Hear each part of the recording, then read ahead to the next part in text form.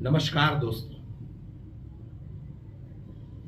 મેં અગાઉ પણ કીધેલું છે અને આજે ફરી એક વખત કહું છું કે આ સરકાર ખેડૂતોની સરકાર નથી, આ સરકાર ગરીબોની સરકાર નથી, આ સરકાર શિક્ષણની સરકાર નથી.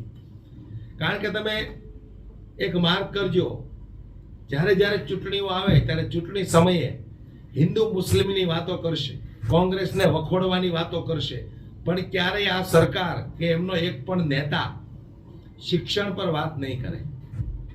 શું કામ નહીં કરે? કારણ કે એ લોકોનો મનસૂબો એક જ છે કે દેશની અંદર અભણ લોકો રહેવા પડે.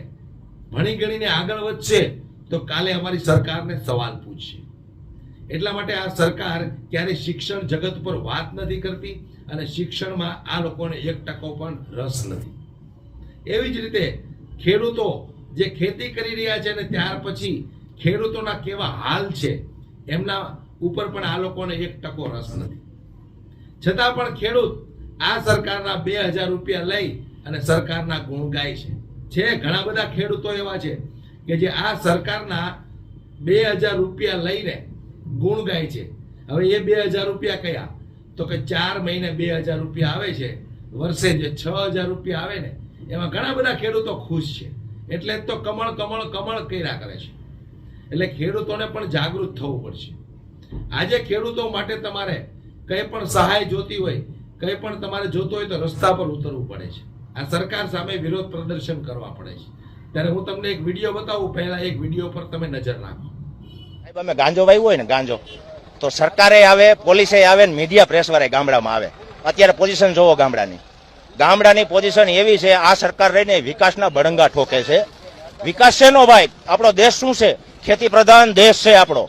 તો ખેતીને પેલું પ્રોત્સાહન આપવું જોઈએ, પછી બીજા ઉદ્યોગોને પ્રોત્સાહન અપાય. સાહેબ, અમારી ગણતરી એ છે.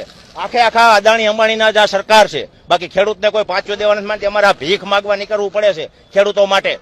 શું કામ? મને ખેડૂતને ભીખ માગીને અમારે પૈસા વિરોધ કર્યો. આજે અમે ખેડૂતોને સહાય નહીં કરે તો આ ખેડૂત વાવેતર છે ના કરશે. પાછલા વાવેતર થાય એમ નથી. વિકાસના બળંગા ફૂકે છે. ખેડૂતને કઈ દેવું નથી. રોડ ઉપર આવવું પડે છે ખેડૂતોને.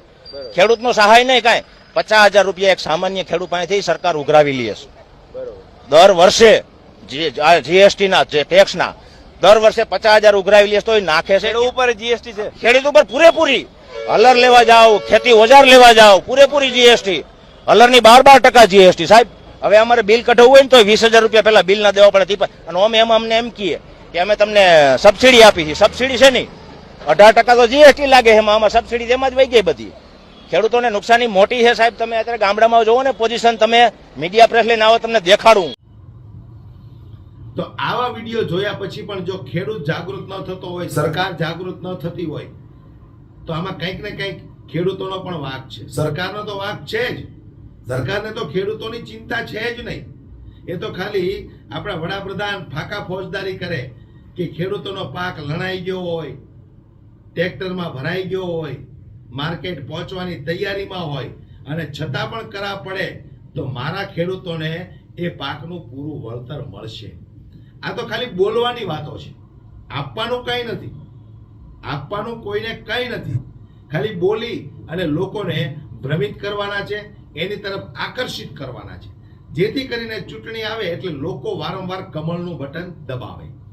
ત્યાર પછી 5 વર્ષ સુધી કેવા હેરાન થાય છે એ સૌ લોકોને ખબર છે. છતાંય ચૂંટણી સમયે આ લોકો તમને એવી વાતો કરશે, ડરાવશે, તમને લોલીપોપ આપશે એટલે તમે કમળનું બટન દબાવશો. આ તમારી મોટામાં મોટી ખામી છે.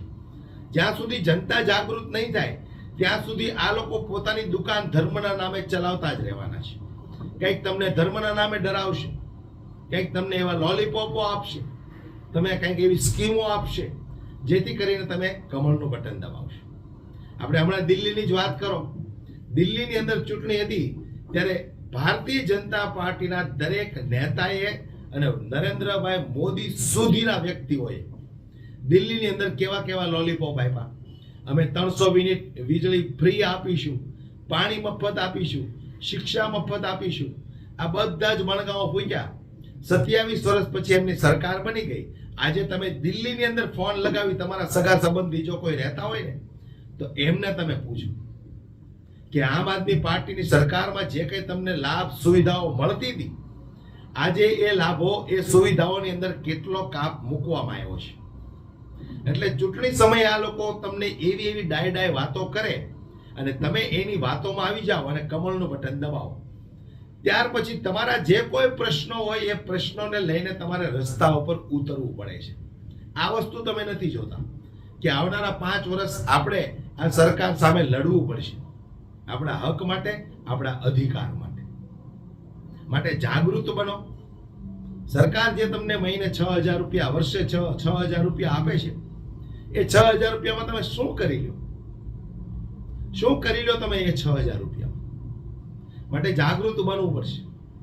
નથી તમને સમયસર પાક વીમો મળતો, નથી કોઈ વાવાઝોડામાં તમને કોઈ નુકસાનનું વળતર મળતું. આ બધી જ વસ્તુ લેવા માટે તમારે ધરણા પ્રદર્શન કરવા પડે છે, રસ્તા ઉપર ઉતરવું પડે છે.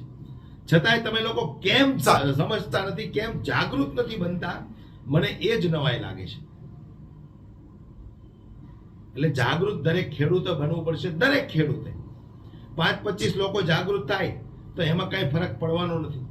એટલે દરેક ખેડૂત જાગૃત બને. તમારી આસપાસ રહેતા હોય એ ખેડૂતોને જાગૃત કરો. કારણ કે જ્યારે જ્યારે જગતનો તાત મૂંઝાય છે ત્યારે રસ્તા ઉપર ઉતરવું પડે છે. આનાથી મોટું દુર્ભાગ્ય ભારત દેશનું બીજું કંઈ ન કહેવાય. હાલ વિડીયો બસ આટલું જ. વિડીયો પસંદ આવ્યો હોય દોસ્તો તો વધુમાં વધુ શેર કરી દરેક ખેડૂત મિત્રો સુધી પહોંચાડજો અને અપીલ કરજો કે જાગૃત બનો. કારણ કે તમે જાગૃત નહીં બનો ત્યાં સુધી આ સરકાર એમની મનમાની કરતું રહેવાનું છે. એમને ખબર પડી ગઈ છે કે સંપૂર્ણપણે ગુજરાતની જનતા, ગુજરાતનો ખેડૂત, સમગ્ર ભારતનો ખેડૂત અમારો ગુલામ બની ગયો છે. કોઈના બોલવાની તાકાત રહી નથી. ગુજરાતની અંદર ઘણી બધી વખત ખેડૂતો એકઠા થઈ અને ગાંધીનગર સુધી પહોંચવાની કોશિશ કરી. રસ્તામાંથી આ લોકોને પાછા વળી જવું પડે છે. શું કામ? કંઈક ને કંઈક ડરાવે છે અથવા તો કંઈક ને કંઈક સેટલમેન્ટ કરે છે. એટલે આવી બધી વસ્તુથી તમારે જાગૃત બનવું પડશે અને આ સરકારને હવે તમારે ભૂલવી પડશે. કારણ કે તમારા હક માટે જો તમારે રસ્તા ઉપર ઉતરવું પડતું હોય તો મને એટલી ખબર પડે કે એ સરકારને આપણે વોટ ન દેવાય. હવે જો તમારી અંદર થોડી પણ બુદ્ધિ હોય, થોડી પણ વિચારવાની શક્તિ હોય તો આટલું જરૂર વિચારજો કે આપણા પ્રશ્નો, આપણી સમસ્યાઓ માટે આપણે આ સરકાર સામે આંદોલનો કરવા પડતા હોય, ધરણા પ્રદર્શન કરવા પડતા હોય, રેલીઓ કાઢવી પડતી હોય તો પછી આ સરકારને આપણે વોટ શા માટે દેવો જોઈએ? આટલો જરૂર વિચાર કરજો. વિડીયોને વધુમાં વધુ શેર કરી દરેક લોકો સુધી પહોંચાડજો. જય હિન્દ, જય જવાન, જય કિસાન.